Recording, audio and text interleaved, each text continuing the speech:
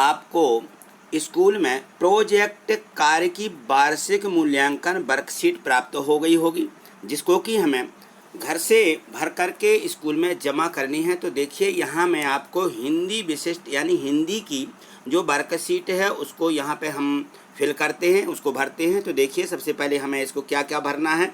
यहाँ देखिए यहाँ हमें अपना जो रोल नंबर है अंकों में यहाँ अनुक्रमांक लिखा हुआ है, यानी हमें अपना यहाँ पे रोल नंबर अंकों में, और यहाँ पर देखिए शब्दों में लिखा है, तो यहाँ हमें शब्दों में एक एक शब्द यहाँ पे भर देना है। और यहाँ पे हम अपनी शाला का नाम, जो भी हमारी शाला का नाम है, हमें शाला का यहाँ पे नाम भर देना है। यहाँ डाइस कोड भरना है, यदि आपको याद है तो भर दीजिए, अन्यथा आपके जो क्लास टीचर हैं वो आपके यहाँ पे भर देंगे।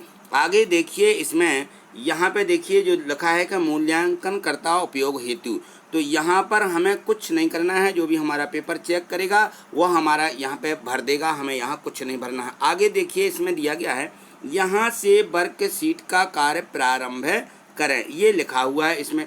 तो यहाँ से देखिए हमें यहाँ से भरना है। तो यहाँ देखें यहाँ खंड बा दिया गया है, ये खंड बा है। यहाँ से हमें वर्कशीट पर कार्य प्रारंभ करना है। यहाँ निर्देश दिया गया है, तो इस निर्देश को सबसे पहले पढ़ लीजिए। इसमें लिखा है कि प्रश्नों को पढ़ कर के निर्देशानुसार उत्तर लिखिए। यहाँ देखिए जो प्रश्न दिया गया है, प्रश्न क्रमांक 1 इसमें है प्रायोजना सार्वजनिक स्थान।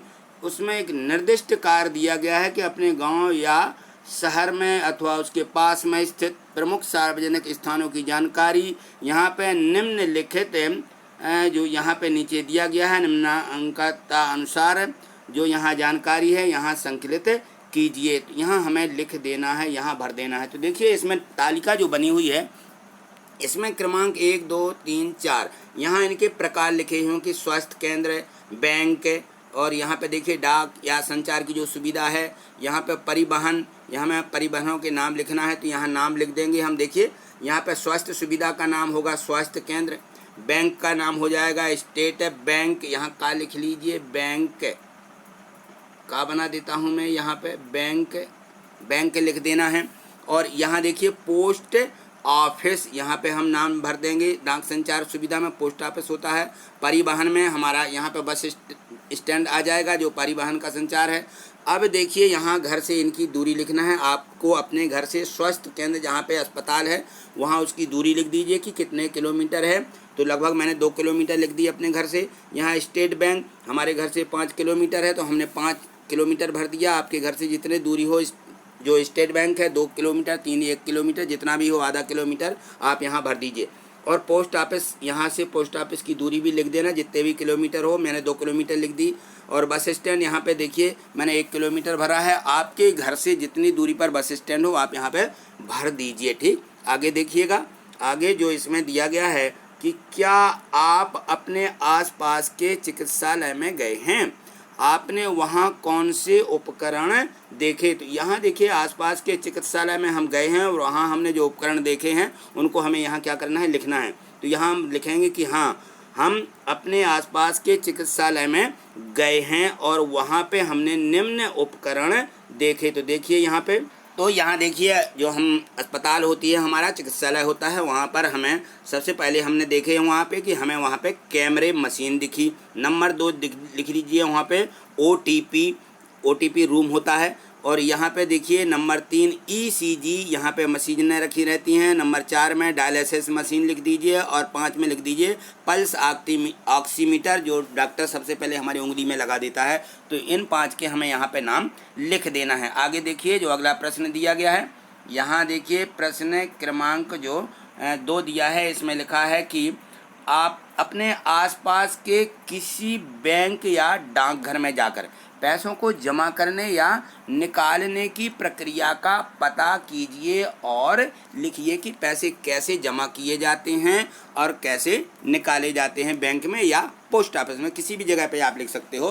तो देखिए यहाँ पे मैंने लिखा है कि बैंक या डाकघर में पैसा जमा करने के लिए या निकालने की प्रक्रिया निम्नलिखित है या निम्नानुसार है, ये लिख सकते हैं या निम्न है। यहाँ देखिए मैंने लिखा कि नंबर 1 सेविंग या करेंट अकाउंट को टिक करें कि आपको सेविंग अकाउंट में जमा करना है कि जो आपका माने अभी का खाता है करंट अकाउंट बोला जाता है उसमें जमा करना है। तो सेविंग से मतलब हो जाता है कि हमें जो हमारा खाता है वहाँ पे हमें फिक्स जमा कर देना होते हैं। तो दो प्रकार के खाते होते हैं, तो उसमें हमें जमा करके यहाँ पे लिख देना है दोनों खातों के नाम। और यहाँ देखिए उनमें से दोनों में से किसी एक पर टिक कर दें और यहाँ पे दो में लिख देंगे हम कि दिनांक भर दीजिए, यानी दिनांक भरना है। आपका अकाउंट किस शाखा में है वो लिखेंगे, शाखा का नाम यहाँ पे लिखेंगे। इसके बाद आप किस शाखा में पैसा जमा कर रहे हैं उसका यहाँ पे नाम लिखेंगे। फिर इसके बाद देखिए अगले कॉलम में हम अपना मोबाइल नंबर लिख देंगे। ठीक, तो ये हमें इसमें भर देना है। ठीक, आगे देखिए अगला जो प्रश्न क्रमांक 3 दिया गया है, इसको देखिए यहाँ पे लिखा है कि क्या आपने कभी किसी को पत्र लिखा है? पत्र में क्या क्या लिखना जरूरी है, पत्र को कैसे भेजते हैं पता कीजिए और लिखिए। यदि आपने नहीं भरे हैं, पत्र नहीं लिखे हैं, तो आप अपने घर में भी पता कर सकते हैं या अपने टीचर से भी पता कर सकते हैं। ठीक है, कि कैसे लिखे जाते हैं। तो यहाँ हमें उसकी पूरी प्रक्रिया लिखना थी। तो देखिए यहाँ पे मैंने लिखी है, आपको भी इसी प्रकार से लिख देना है। तो देखिए यहाँ लिख देना है कि हाँ हमने पत्र लिखा है। पत्र में स्थान का नाम लिखते हैं, दिनांक एवं हम जिसको पत्र भेज रहे हैं उसका नाम एवं पता लिखना जरूरी है। पत्र पोस्टमैन द्वारा या मेल द्वारा भेजा जाता है। तो इस प्रकार से हमें इसको फुल करना है। तो आगे देखिए, आगे प्रश्न दिया गया है, प्रश्न क्रमांक 2। इसमें लिखा है कि शब्द पहेली, जो यहाँ पे शब्द पहेली दी गई है, देखिए यहाँ पे लिखा है शब्द पहेली को उसके नीचे दिए गए निर्देशों के अनुसार भरिए। तो इसमें जो शब्द पहेली है हमें भरना है। तो यहाँ देखिए हमें यहाँ नीचे लिखा हुआ है इसमें कि बाएं से दाएं और ऊपर से नीचे। ये देखिए बाएं से दाएं और ऊपर से नीचे ये लिखा हुआ है। तो हम बाएं से दाएं कैसा भरेंगे, इसको इस प्रकार से, ये बाएं से दाएं हो जाएगा। और यहाँ ऊपर से नीचे, तो ये ऊपर से नीचे माने ऐसा, इस प्रकार से हम इसको भरेंगे।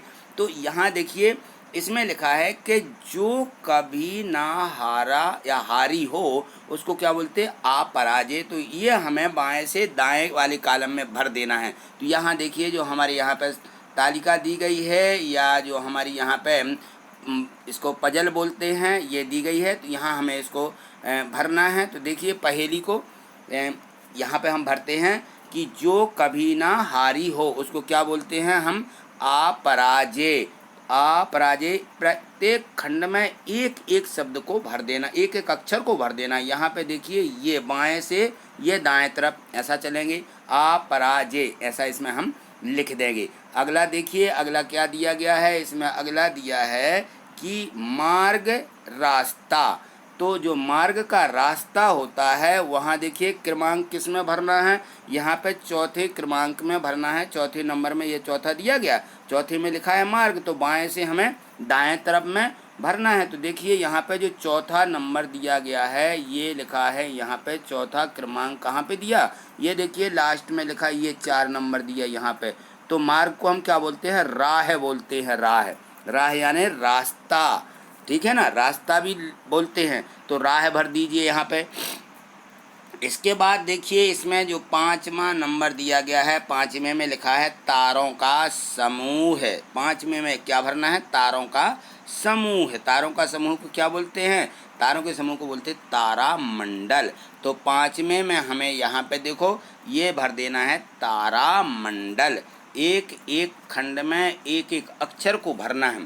ठीक, अगला देखिए अगला दिया गया है हमें इसमें 7वां दिया है कि आने वाला पिछला दिन।